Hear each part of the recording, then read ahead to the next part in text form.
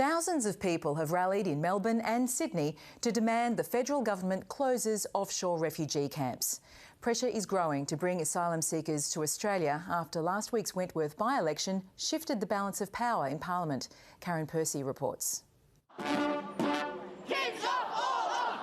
Refugee advocates in Melbourne are calling on federal politicians to end once and for all the offshore detention of asylum seekers. What they're asking for is what we promised in 1948 when we signed up to the UN Declaration and the various charters since. God, mercy, shame on you! Hundreds gathered in Sydney too with the same simple message. We are calling today for the immediate closure of both camps.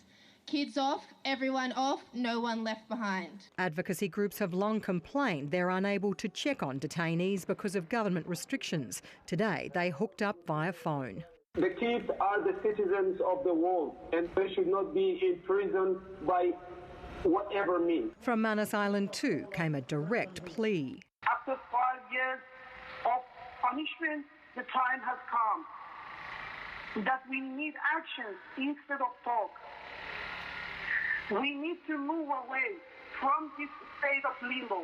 The government says it is acting, that it's closed 17 detention centres and removed 200 children from Nauru. Every single person who has come off Manus and come off Nauru this year to receive medical care in Australia has been through the hard work of doctors here and lawyers here fighting to get them off. A lone protester tried to disrupt the Melbourne rally. No racism, no fear.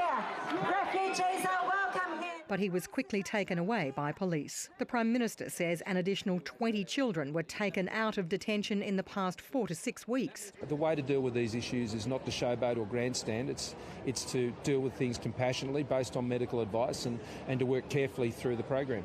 We want them off. The fact is that they should be dealt with immediately by this government. They have options to deal with that. They have the option of New Zealand, which is there. Advocates are promising more action in the weeks and months to come. Karen Percy, ABC News, Melbourne.